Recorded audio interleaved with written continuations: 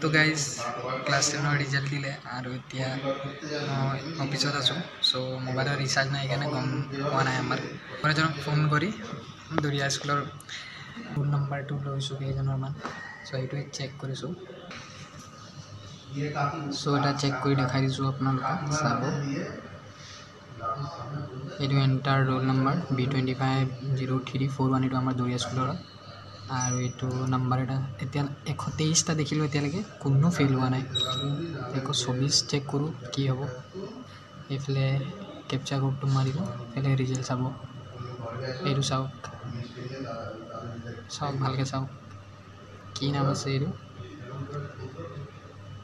ৰিক্কি মুখিয়া second division. চ' total 124জনৰ চালোঁ এতিয়ালৈকে, fail কোনোৱে হোৱা নাই। চ' বহুত বেছি ভাল লাগিছে।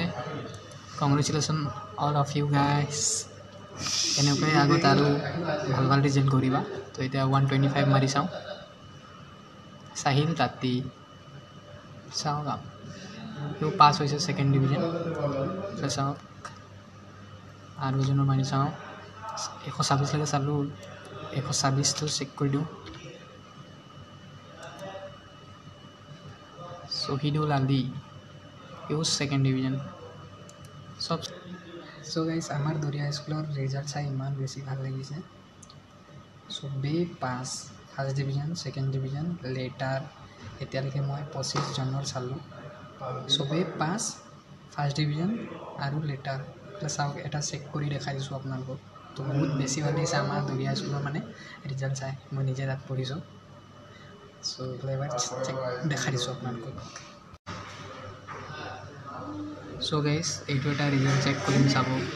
এতিয়ালৈকে 133জনৰ ৰিজাল্ট চেক কৰিলোঁ, কোনো ফেইল নাই। এইটো আমাৰ গাঁৱৰে ৰিজাল্টটো আপোনালোকক দেখাই দিওঁ। চাওক অনু তাঁতী জেনেৰেল ছায়েন্সত লেটাৰ পাইছে, 396 টোটেল নম্বৰ। চ' গাইজ টোটেল 40জনৰ চালোঁ ৰিজাল্ট চাওক। 40জনৰ ভিতৰত এজনেও ফেইল হোৱা নাই। 1ৰ পৰা 40লৈকে চালোঁ, কোনোৱে ফেইল হোৱা নাই, চব ফাৰ্ষ্ট আৰু ছেকেণ্ড। চ' ভাল লাগিলে দৰিয়া স্কুলৰ 40জনৰ ৰিজাল্ট চালোঁ নিজে পঢ়া স্কুলত। চবেই পাছ কৰিছে, বহুত বেছি ভাল লাগিছে। চ' চবকে কংগ্ৰেচুলেশ্যন।